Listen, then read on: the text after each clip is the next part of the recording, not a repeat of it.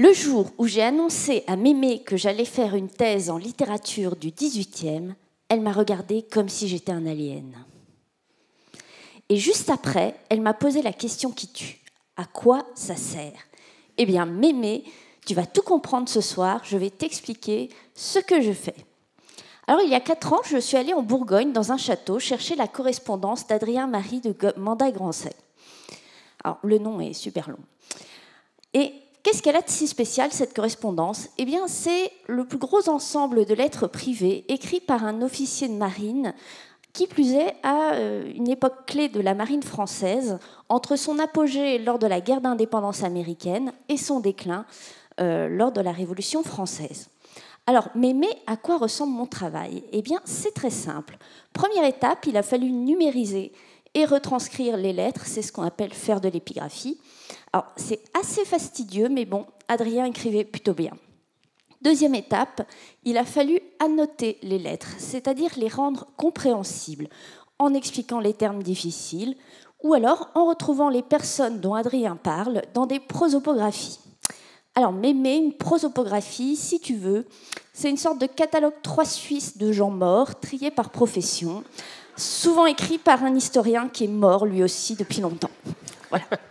Troisième et dernière étape, il s'agit de faire le commentaire. Alors, pour cela, je suis allée dans divers services d'archives pour trouver des écrits de petits camarades d'Adrien. Et là, j'ai découvert le poteau rose. Adrien ment. Ouais.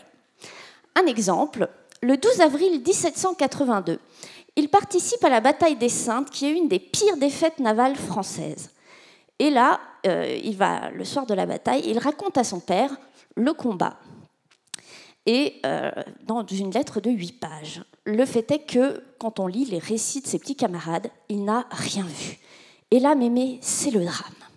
Parce que si on ne peut plus croire les lettres d'un ado du XVIIIe siècle, mais où va l'histoire?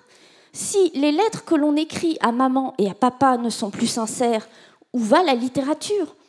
En fait, on ne trouve jamais la vérité, on n'obtient que des représentations. Un peu comme 20 ans après, quand Adrien se fait peindre, méditant sur un livre d'histoire, avec l'épée posée sur le tombeau de son mentor. Sauf qu'en fait, le tombeau, il n'existe pas.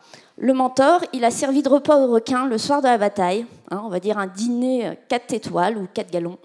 Bref, Adrien ment encore. Mais cette fois-ci, c'est pour lutter contre un ennemi, notre ennemi, qui est aussi le tien, Mémé, l'oubli. Et là, Mémé, elle m'a regardée et puis elle m'a fait « Ah, t'écris un gros bouquin ?» Ouais,